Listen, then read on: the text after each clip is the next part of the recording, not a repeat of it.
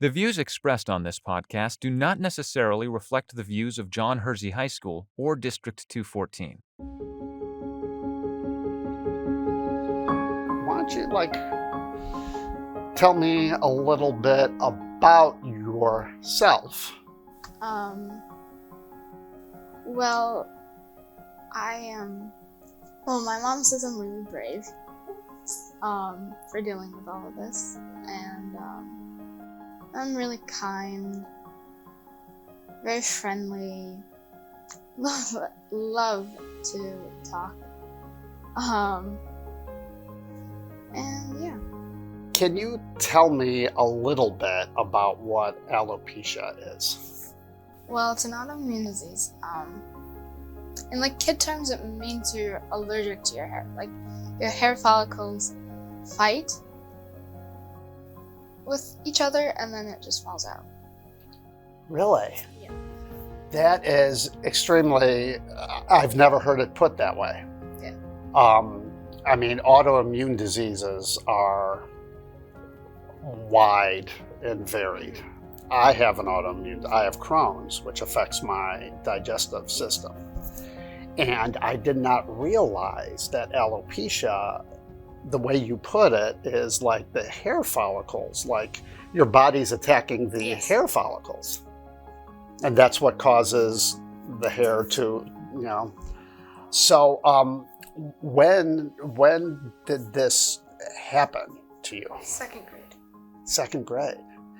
Go ahead, why don't you introduce yourself? I'm Grace, and I'm a freshman at John Hersey High School, and I have alopecia.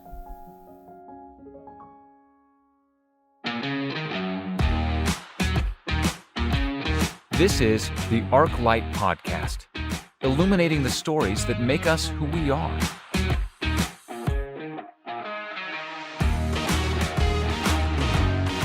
Produced by the Academic Resource Center at John Hersey High School. I was just sitting at my kitchen table one day doing homework, and my hair was up in a bun, and my neck was showing, and there was patches of baldness, like my hair not there. So my mom took a picture, sent it to my aunt and uncle. They're an internal medicine doctor, so they know a lot. And then my uncle said get an appointment, and he knew. Really? So how long then was it from that moment? Because you said you had your hair up in a bun. How long then was that process from going from patchy to losing all your hair? 4 months. 4 months. Really? And what was that like for a second grader? Scary.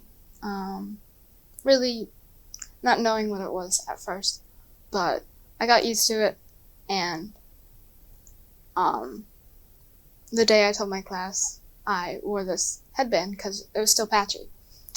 That's what I had, alopecia areata. That's just patches of baldness. There's multiple forms of it. So I wore this headband, and my mom showed this video, puppets, I don't know, and I explained it to my classmates. So they were like, really, you have this? And then I said yes, and then my mom took my headband off, and I never wore it again. You took that headband off. You're like, this is it. Yeah. No wigs for me. I'm just going. Well, I did wear a hat the first day. My hair was completely gone. There was just patches left. So my Opa, my grandpa, his sister, my great aunt, she was a hairstylist, so she just shaved it off for me. Mm-hmm. And after that day, the first day I went back to school, I wore the hat and told my teacher, and then she said, leave it off. Just show everyone. And how were the kids to you? There were some boys who picked on me, but but I told them about it. They said it's not contagious, so they wouldn't get it. So I just told them about it, and then they stopped. Do you find that, you said that you told them that it's not contagious. Is that something that you feel like people think? Well, like kids. Kids? Yeah. but not adults. I mean, Adults probably think it's cancer. But it's oh, huh. So I imagine, like for a guy, like being bald is normal. right. So how is it different for you? Well, I can't do my hair, or like don't have to worry about it like every morning. Like, what hairstyle am I gonna do? And I have no eyebrows or eyelashes. Well, some eyelashes, they're growing. But rarely. I was just about to turn 8. Literally, like, I got diagnosed end of October. My birthday was in end of November. So, birthday present. Not the birthday present you wanted, I imagine. No. It was just really weird. And, like, when I was bald, like, my sister said, "Oh, you look amazing." But, my mom's cousin's kids were there. And they said, "Oh, is that you?" Like, they didn't recognize me. But they recognized me when I grew up with it. Mm-hmm. So is that the memory that kind of stands out the most? You have any other moments, like from being 8 to where you are now, of which I got my first wig. Oh. They took a piece of my hair when it was falling out and dyed the wig that color. Okay. So my original hair color. Oh, okay. But that's not something you really wear, right? No. Is it so what does that wig signify for you? That was my hair color. Okay. And so where is this wig of In my yours? room. Is it on display? Yeah. Is it? Yeah. Do you ever like that used to be me? Yeah. And how do you feel when you look at that? I can wear it anytime I want. Okay.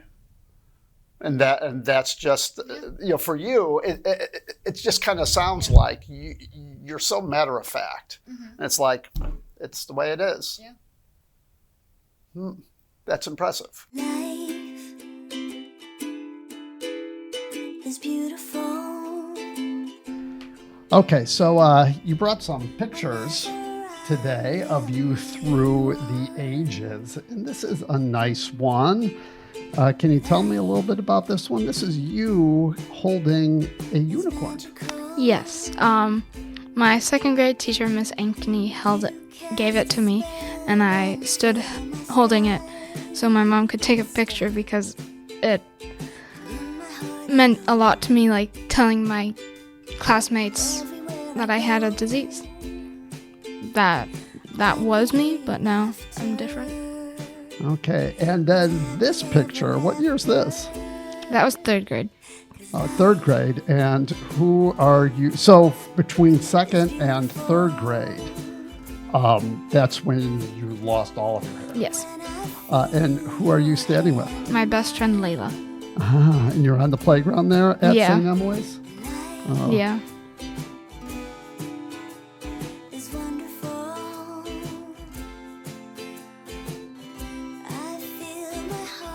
And then this picture. Tell me about that one. This was after third grade, maybe even fifth or fourth. We went to England because my mom was born there, and we were just all together. Your mom was born in England? Yeah. Where in England? London. And so, what year was this? 2019. And that's your mom, you, and your sister? Yes. Nice. How about this one? That was just in spring break. We were at a restaurant in Chicago. You know, you've got like a great smile. Thank you. You've got like an infectious smile. All right, well, thanks for sharing them. Yeah.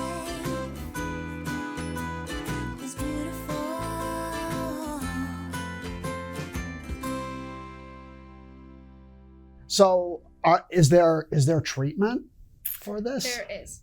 There's steroids, like injections in the head. In the head? Mm-hmm. For like hair follicles. Really? Yeah. Well, I got diagnosed so young, so that wasn't an option. But they did like this foam, this oil, but it like stung my head so bad, like burning. So he stopped that. And then my aunt found this Indian treatment. It was like foam Monday, Wednesday, Friday, oil Tuesday, Friday, Saturday. The most horrible thing ever in the world for treatment on Sunday. It was yogurt, this brown powder, water, and it was just disgustingly paste ever. And you put it on your head for an hour, and it had to dry. And it was so, like, itchy, we had to put a bag over it so I would stop itching it.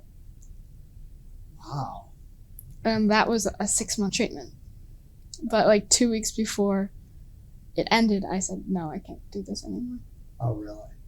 Now, does alopecia, you said alopecia total, what's yours called? Universalis. Universalis. That's the whole body. Oh, okay. Totalis is the whole head, and then areata is patches. Oh, okay. So, like that moment, and from going from patches to nothing was an extremely fast thing. Yeah. I mean, like you said, 4 months, but 4 months goes by like that. How did that change you? Well, or did it? I mean, not were you really. still the same kid? Yeah, same smile. You feel like the same? Well, yeah. Same I mean, face. you've got the same, but like your persona, your personality, the way you look at Maybe a life, little change. right? Maybe a little change. Yeah. Like how do you think? Like, don't take things for granted. I imagine there are a lot of those ups and downs Yeah. throughout, the almost 8 years Yeah. that you've had this. There are these ups, there are these downs, Yeah, and one night in my room, I was just like thinking about life. I don't know why. And I was just thinking, like, why me? Like, why did God do this? Like, I know He wouldn't give it to me knowing that I would not survive it. But He gave it to me and I survived it. But, like, why me? And I told my mom, and I cried so much that night. And then, how did you answer yourself that question? I don't think I haven't. Yeah. So does that sometimes come up? Yeah. Period. Like why? Yeah. Yeah.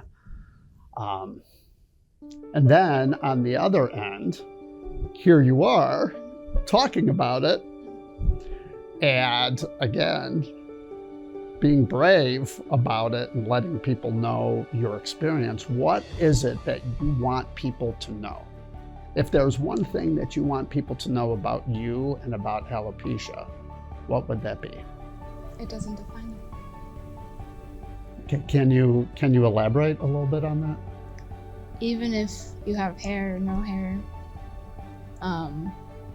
anything that a person can't see, you're just you. And who are you? I'm Grace. You are Grace.